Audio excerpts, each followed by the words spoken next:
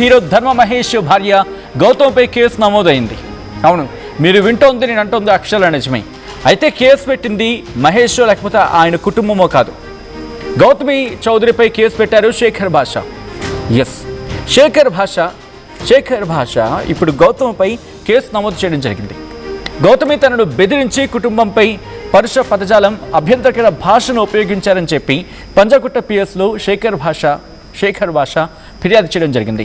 ధర్మ మహేష్కు సపోర్ట్గా మాట్లాడినందుకు బీహార్ రౌడీలతో కుటుంబంపై దాడి చేయిస్తానని బెదిరించింది అంటూ కూడా ఆ కంప్లైంట్ కాపీలో మెన్షన్ చేయడం జరిగింది శేఖర్ భాష. దానికి సంబంధించిన డీటెయిల్డ్ మీరు చూడడం జరుగుతోంది బ్రేకింగ్ని.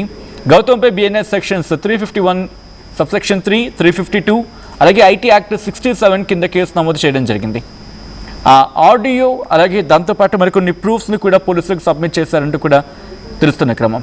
సో ఈ నేపథ్యంలో అసలు ఇంతకీ ఎందుకు శేఖర్ ఎందుకు కంప్లైంట్ చేయాల్సి వచ్చింది, దాంతోపాటు ఎటువంటి అంశాలు ఉన్నాయి, ఇక్కడికి ఇంకొక మాట కూడా వినిపిస్తోంది.